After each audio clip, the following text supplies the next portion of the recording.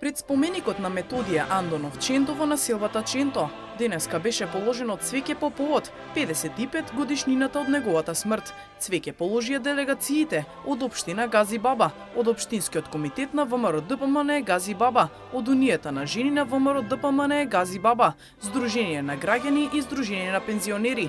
Ченто, кој е роден на 17 август 1902 година во Прилеп, бил македонски национален борец, деец и политичар и прв председател на президиумот на АСНОМ.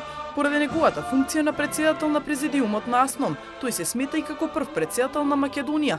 Тој ја прифател и ја бранел македонската национална кауза уште од раната младост. Пред Втората светска војна повеќе пати бил представник на Прилепскиот трговски еснав, а во периодот 1935 до 1940 е представник на прилепските трговци во индустриско-трговската комора во Скопје. Тој таму јавно истапил пред српските владени напади дека народот во Македонија не е благодарен на сите добродети што ги направила владата, велејќи дека доколку се остави Македонија на македонците, тие од незе ќе направат цветна градина и развиена економска земја. Неколкуте вакви негови изјави биле рапортирани во Белград и биле оценети како сепаратистички и автономистички.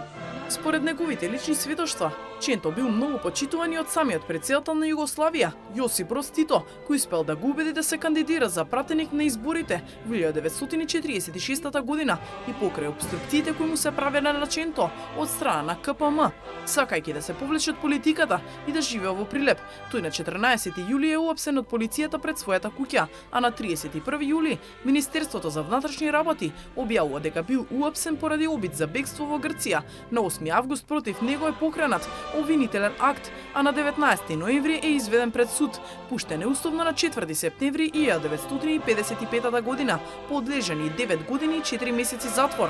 Сепак затворскиот живот остава траги врз неговото здравје.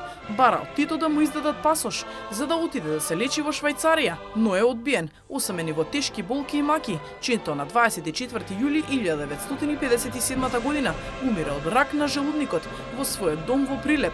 Председателот дури и во последните мигови не се откажал од идеите на самостојна и обединета Македонија, Македонија на македонците, како што тој милувал да говори.